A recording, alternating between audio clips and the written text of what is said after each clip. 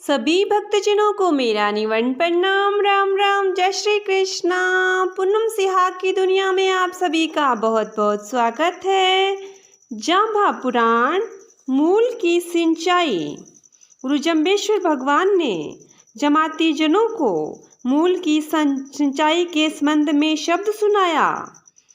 ओम भल भूलो सिंचोरे हे प्राणी जू का बल बुद्धि ही पावे जामन बरण भव काले चू चूके तो आवा गवणे ने आवे भल भूलो सिंचोरे हे प्राणी जू तरवर मिले तय डालू हरि परिहर की आणे ने मानी जंख्या झूला हा आलू देवा सेवा टेवे न जानी न बंचा जय मैं कालू भूले प्राणी विष्णु ने जम्प्यो मूले न खोजो फिर जोया हा डालू बिन ऋणायर हीरे हे नीरे नग्ने सिपे तके न खोला हा नालू चलन चलनते वासै वसंते जीवै जीवंते सांसै फूरंते काय नीवंते काय रे प्राणी विष्णु न घाती हे भालू घड़ी घटंतर पहरे पैटंतर रातै दीनंतर मासै पखंतर क्षीण ओ लंबा हा कालू मीठा जूठा मोह बीटंबर मकर समाया हा जालू कभी को बाई जो बाजे ते लोई घड़िया मस्तै कै तालू जीवा जूड़ी पड़े पर आसांजू जीवर मच्छी मच्छा हा जालू पहले जीवड़ियो चेतो हो नाई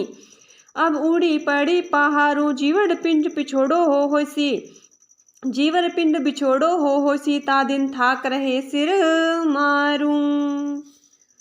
नाथोजी उवाच।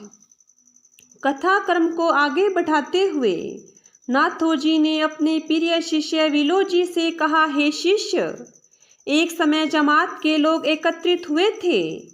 उन्होंने पूछा, हे देव जी, देने से धर्म होता है और दूसरे से लेने से पाप होता है, ऐसा हमने सुना है, क्या यह सत्य है? देव जी ने कहा, केवल लेन देन से ही पाप पुण्य नहीं होता, किंतु उत्तम अधिकारी को देने से ही पुण्य होता है। जिस प्रकार से अच्छे उपजाऊ खेत में वर्षा होने पर बीज बोने से निपजता है, बीज फलीभूत होता है, फूलता फलता है, अनंत गुना वृद्धि को प्राप्त होता है।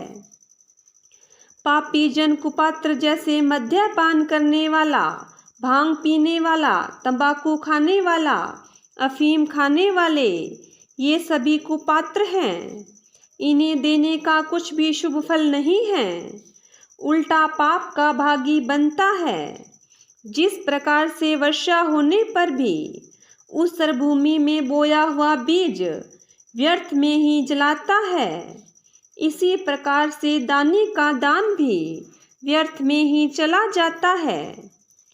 श्री देव जी ने इसी संबंध में शब्द सुनाया, जिसका भाव इस प्रकार से है, हे प्राणी, भले ही मूल की सिंचाई करो, जिससे भली बुद्धि की प्राप्ति होगी।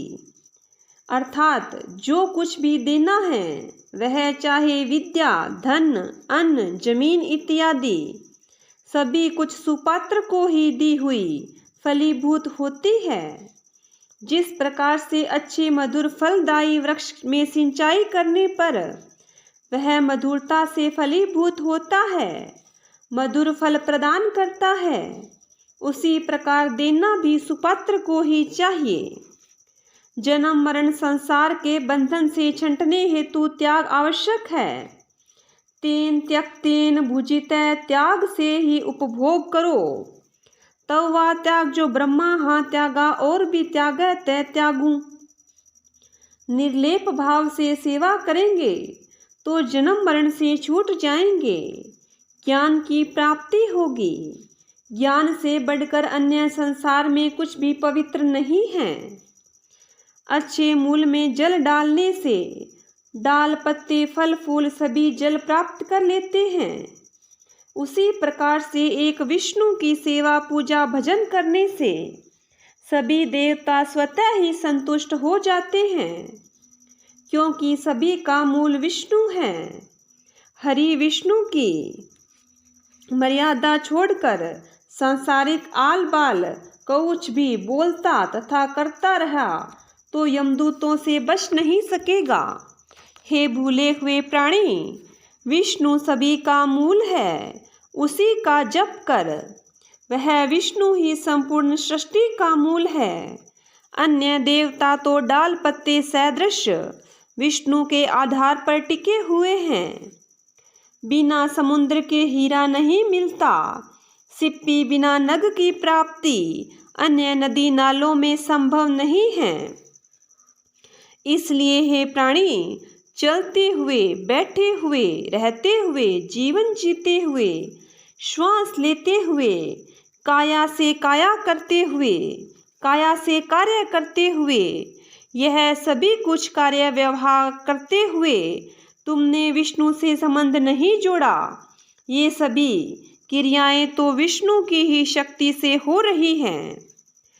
काल अब आ जाए कुछ पता नहीं है। किसी भी घड़ी में, किसी भी पहर में, किसी भी दिन रात में, किसी भी महीने में, किसी भी पक्ष में यह मृत्यु आ सकती है। कुछ भी समय निश्चित नहीं है कि वह काल कब आएगा। कोई दिन ऐसा आएगा, ऐसी वायु चलेगी कि तुम्हें यहाँ से जाना होगा। तुम्हें बंधन में डालकर ले जाएंगे, जैसे जीवर मछली जो जाल में फंसा कर ले जाता है। तुम्हें अनेक छोटी मोटी जीव योनियों में डाल दिया जाएगा। पहले तो यह जीव सचेत हुआ नहीं, अब तो मनुष्य शरीर से बहुत ही दूर चला गया है। जब तुम्हारे इस जीव एवं शरीर का विछोहा होगा, तब सिर पीट पीट कर रोएगा, कुछ भी उपाय नहीं होगा। बोलिए गुरु जम्बेश्वर भगवान की जय हो। बोलिए विष्णु भगवान की